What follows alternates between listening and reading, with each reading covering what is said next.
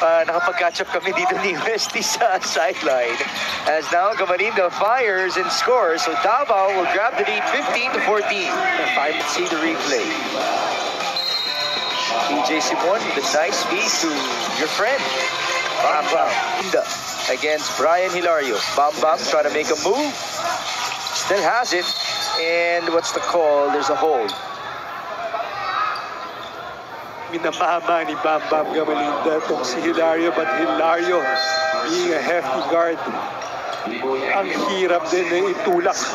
The other end, Hilario ceiling, he turns around, look at him, muscle up, take him down to the weight room. Art de la Cruz against Brian Hilario, look at that. It's practically a wrestling match, and that's a foul against Brian.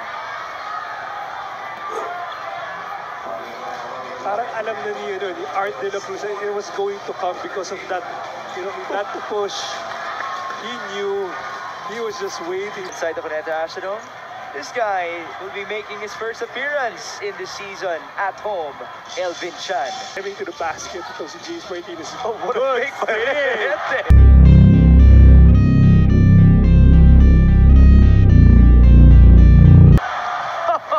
Don Reverente.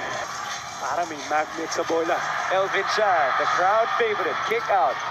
Bonifacio, will they go back to Elvin against PJ Simon? What a matchup. Chan is double teamed, no foul.